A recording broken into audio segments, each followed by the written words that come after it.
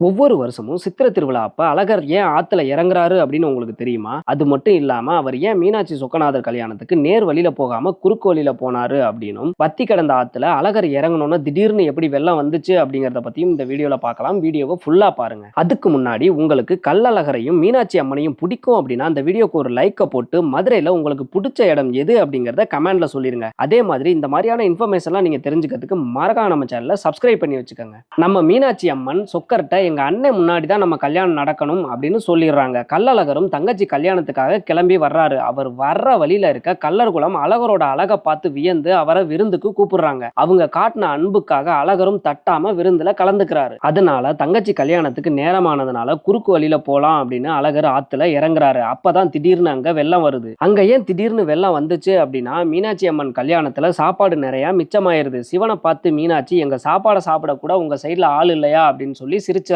சிவனும் ஒரு அசுரனை விருந்துக்கு கூப்பிடுறாரு. அவனுக்கு சாப்பாடு பத்தாம போயிருது. அப்பதான் மீனாட்சி அவங்களோட தப்ப உணர்றாங்க. சிவன் அசுரனோட பசி அடங்கணும் அப்படின்னா தண்ணி குடிச்சா போதும் அப்படின்னு சொல்றாரு. தண்ணியுமே அசுரனுக்கு பத்தல. சிவன் மீனாட்சி அம்மனை பார்த்து ஒரு இடத்தை காமிச்சு வைகை அப்படின்னு சொல்றாரு. அங்க மீனாட்சி அம்மன் கை வச்சதும் தண்ணி பெருக்கெடுத்து ஓடுது. அந்த ஆறுக்கு பேர் தான் வைகை ஆறு. அதனாலதான் அழகர் ஆத்துல இறங்கும் போது திடீர்னு வெள்ளம் வந்துச்சு. மதுரை மீனாட்சி அம்மன் கோவிலுக்கு கம்மி பட்ஜெட்ல எப்படி போகலாம், எங்க ஸ்டே பண்ணலாம், ரொம்ப ஷார்ட் டைம்ல எப்படி சாமி தரிசனம் பண்றது அப்படிங்கறத பத்தி டீட்டெயிலா ஃபுல் வீடியோல சொல்லியிருக்கோம். மறக்காம போய் பாருங்க. பாய்.